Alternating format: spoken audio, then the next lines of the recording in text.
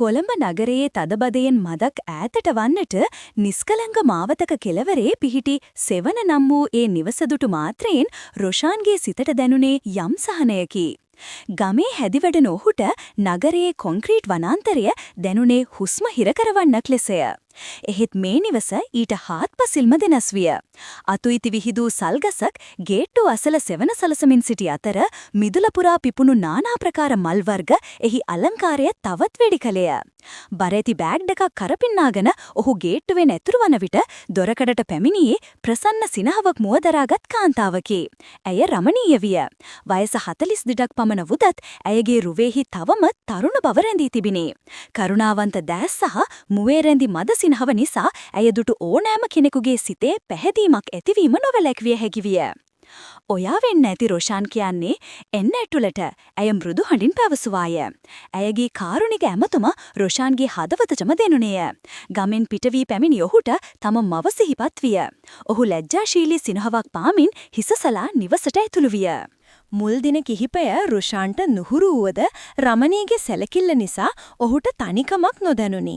ඇය ඔහුට නිකම් බෝඩිම්කාරයෙකුට මෙන් නොව තම පවුලේ කෙනෙකුට මෙන් සැලකුවාය. විශ්වවිද්‍යාලයේ දේශන අවසන් වී වෙහෙසට පත්ව පැමිණෙන ඔහු වෙනුවෙන් රසවත් තේ කෝප්පය සෑම විටම සූදානම්ව තිබිනි. සමහර දිනවල ඔහුට රාත්‍රී කෑම වේල මංගැහැරුණු බව දැනගත් විට ඇය කෑම පිගානක් ඔහුගේ කාමරයටම ගෙනත් දුන්නේ හොඳට කාලා බීලා ඉන්න ඕන නැත්තම් ලෙඩ වෙයි කියමිනි.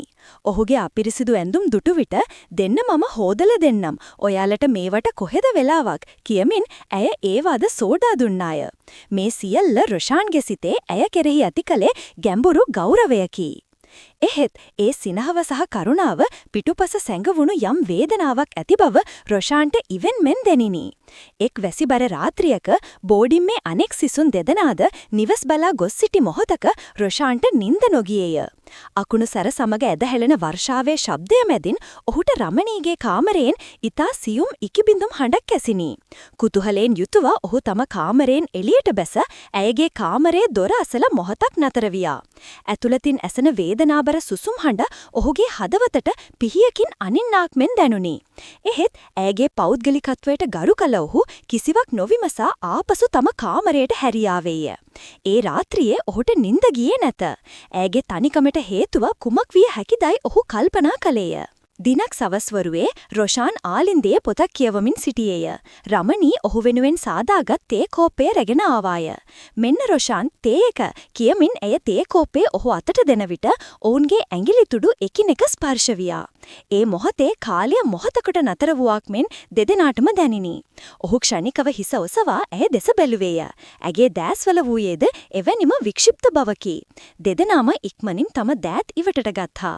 එහෙත් ඒ තත්පර කිහිපයක ස්පර්ශය ඔවුන් දෙදෙනාගේව සිත්වල නොමැකෙන සටහනක් තැබුවේය.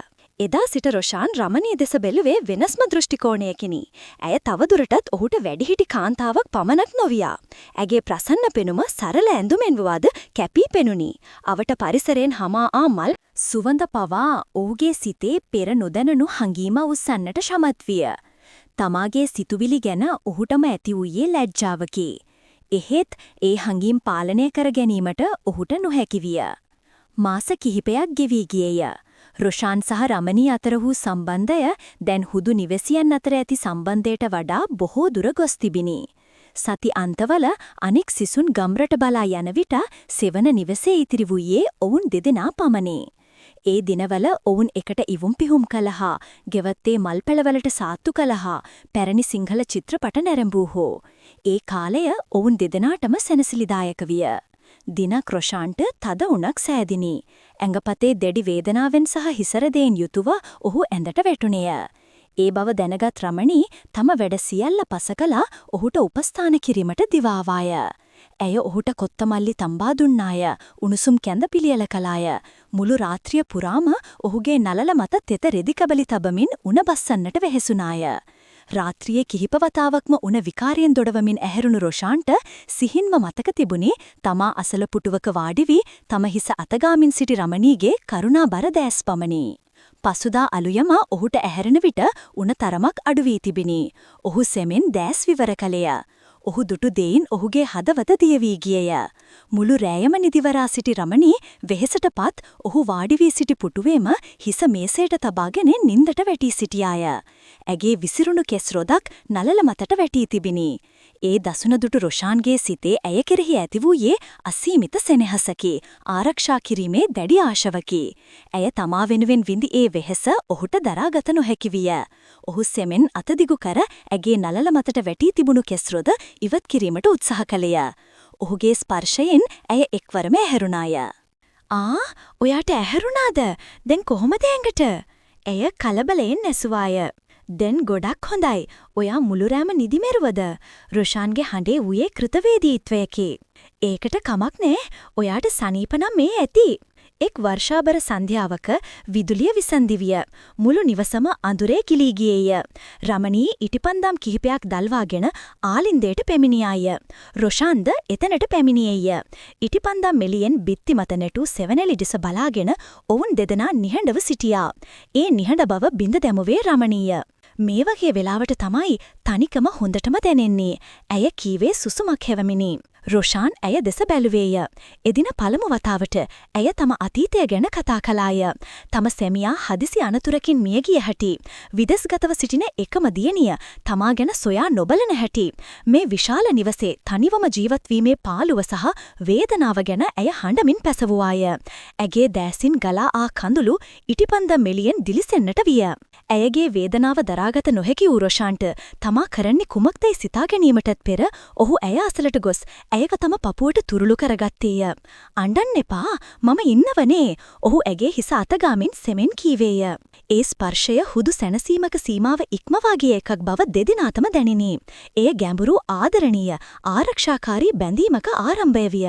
වසර ගණනාවකට පසු ලැබූ ඒ ආරක්ෂාව විඳමින් රමණීද ඔහුගේ තුරලේම මොහොතක් නිසලව සිටියාය. ඒ මොහොතේම විදුලිය පැමිණියේය. විදුලි බුබුළුවල දීප්තිමත් ආලෝකය ඔවුන්ගේ රහස්‍ය ලෝකය බිඳ දැමුවිය. දෙදෙනාම අපහසුතාවයෙන් යුතුව එකිනෙකාගෙන් ඈත් වූහ. එහෙත් ඒ මොහොතේ ඔවුන්ගේ හදවත් එකට බැඳලි අවසන් විය. එහෙත් ඔවුන්ගේ මේ වෙනස් වන සම්බන්ධය දෙස සැකයෙන් බැලූ තවත් දැස් දෙකක් ඒ නිවසේ විය. ඒ බෝලිමේ සිටි අනෙක් ශිෂ්‍යයා වූ සුරේන්‍ය. ඔහු කපටි සහ ඊර්ෂ්‍යාකාරයෙකු විය.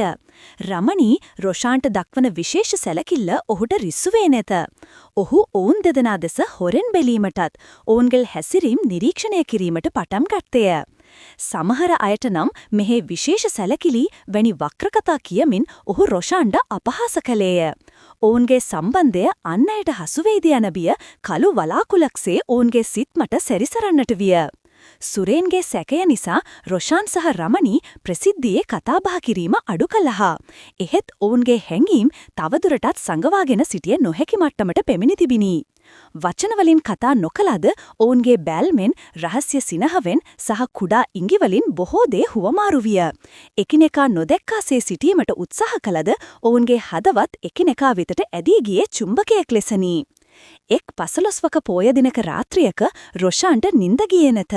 ඔහුගේ සිත පුරාම වූයේ රමණී ගැන සිතුවිලිය. මේ නොසිතු හැඟීමෙන් මිදීමට ඔහුට අවශ්‍ය වුවද එය ඔහුගේ හදවතේ ගැඹුරටම කිදා බැස තිබිනි. ඔහුට තවත් කාමරයට වී සිටීමට නොහැකි විය. ඔහු සෙමෙන් දොර විවර කර සඳ එළියෙන් නැහැවෙමින් තිබූ ගෙවත්තට පැමිණියේය. සුදු සුවඳ මල් පිපුණු සේපාලිකා ගසයට වූ සිමෙන්ති බංකුව මත ඔහු වාඩි ගත්තේය. සිසිල් සුළඟ ඔහුගේ සිතේ ගින්න නිවීමට සමත් නොවිය. මොහොතකින් ඔහු පිටුපසින් පියවර සද්දයක් ඇසිනි. ඔහු හැරී බැලුවේය. සඳ එළියෙන් නැහැවුණු රමණීගේ රුවදුටු ඔහුගේ හදවත වේගයෙන් ගැහින්නට විය. ඇය සුදු පැහැති රාත්‍රී ගවුමකින් සැරසී සිටියාය. රොෂාන්, ඇයි මේ වෙලාවේ මෙතන? ඇය මෘදු ලෙස එසුවායා. නින්ද ගියේ නෑ. ඔහු බිම බලාගෙන පිළිතුරු දුන්නේය. ඇය ඔහු අස්සලින් බංකුව මත වාඩි වූවායා. මොහොතක නිහඬියාවකින් පසු රොෂාන් තම සිතේ තිබූ සීලු ශක්තිය එක්රැස් කරගෙන කතා කළේය. මට සමාවෙන්න. මම දන්නවා මම මේ කියන්න යන දේ වැරදි කියලා. ඒත් මට මේක තවත් හිතේ හිර කරගෙන ඉන්න බෑ. ඔහුගේ හඬ වෙවුලන්නට විය. රමණී නිහඬව ඔහු දෙස බලා සිටියායා. ඇගේ දැස්වල වූයේ බියක් සහ අපේක්ෂාවක් මුසු වූ හඟීමකි. මට ඔයා ගැන දැනෙන හඟීම ඒක හිතවත්කමකට වඩා වැඩි දෙයක්. මට නවත්ත ගන්න බෑ. ඔහු අවසානයේ කියා දැමුවේය. රමණීගේ දැස් කඳුලෙන් පිරී ගියේය. රොෂාන්, මම ඔයාව සැලකුවේ මගේම කෙනෙක් වගේ. ඒත් ඔයා ළඟ ඉද්දී මට දැනෙන තනිකම නැති වෙනවා. මට ආයෙත් ජීවත් වෙන්න ආස හිතෙනවා. මටත් මේ හංගීම පාලනය කරගන්න බෑ රොෂාන්. ඒ මොහොතේ තවත් වචන අනවශ්‍ය විය. ඔවුන්ගේ දැස් එකිනෙක පැටලී ගියේය. පිටතින් ඇසුනේ රැහැයියන්ගේ හඬ පමණි. සඳ එළිය සහ සේපාලිකා මල් සුවඳ ඔවුන්ගේ නොකියූ ආදරයට සාක්ෂි දරන්නක් මෙන් විය. රෝෂාන් සෙමෙන් ඇය වෙතට ලං විය. ඊ නිමේෂයේදී වසර ගණනාවක තනිකම සහ සංගවාගත් හැඟීම් සියල්ල දිය වී යන බව දෙදෙනාටම දැනිනි. ඔවුන් දෙදෙනා එකිනෙකාට සුවය විඳමින් සිටින මොහොතේ රොෂාන් එඩෑස් නිවසේ උඩුමහල දෙසට යොමු විය. සුරේන්ගේ කාමරයේ ජනේලයේ තිර රැද්දක් සෙලවි ක්ෂණයකින් නැවත යථා තත්වයට පත්වෙනවා ඔහු දුටුවේය. ඔහුගේ හදවත ගැස්සී ගියේය. සුරේන් එය දුටුවාද? නැතහොත් එය සුළඟට සෙලවුණාද? නැතහොත් ඒ සියල්ල ඔහුගේ සිතේ මවාගත් දෙයක්ද? ඔවුන්ගේ රහස්‍ය ලෝකයේ සතුටට හෙළිදර වීමේ බිය අඳුරු සෙවණැල්ලක් මෙන් එක්විය. එදා රාත්‍රියෙන් පසු ඔවුන්ගේ සම්බන්ධය නව මානයකට පැමිණියේය. ඔවුන් දැන් ලෝකයට රහසින් එකිනෙකාට ආදරය කළහා. එහෙත් සුරේන්ගේ සැකය සහ සමාජයට මුහුණ දීමේ බිය ඔවුන්ව නිරන්තරයෙන් පීඩාවට පත් කළේය. සුරේන්ගේ වක්‍ර කතා සහ අපහාසාත්මක බැල්ම දිනෙන් දින වැඩි විය. දිනක් රොෂාන් සහ අනෙක් සිසුන් කුස්සියේ සිටින විට සුරේන් හිතාමතාම කතාවක් පටන් ගත්තේය. මේ කාලේ සමහර තරුණ කොල්ලන්ගේ ආදර සම්බන්ධකම් නම් හරි පුදුමයි. වයස් පරතරයක්වත් යාලට ප්‍රශ්නයක් නැහැ වගේ. ඒ වචන රොෂාන්ගේ හදවතට පිහියකින් අනින්නක් මෙන් දැනුනි. ඔහුට කෝපය පාලනය කරගත නොහැකි විය. එහෙත් රමණීට කරදරයක් වේයයි සිතා ඔහු නිහඬවම එතනින් පිටව ගියේය. එදින රාත්‍රියේ රොෂාන් සහ රමණී බරපතල ලෙස කතාබහක නිරත වූහු. සමාජ අපවාදය, ඔවුන්ගේ වයස් පරතරය සහ මේ සම්බන්ධය අනාගතයක් තිබේද යන්න ගැන ඔවුන් කතා කළහා. අපි මේක නවත්තන්න ඕනද රමණී? රොෂාන් ඇසුවේ බිඳුණු හඬෙනි. ඔහුගේ දැස්වල වූයේ බිය සහ වේදනාවයි. රමණී ඔහුගේ දෑත් තදින් අල්ලගත්තාය. ඇගේ දැස්වල වූයේ කඳුළු නොව නොසැලෙන අදිෂ්ඨානියකි. මට ඔයාව නැති කරගන්න බෑ රොෂාන්.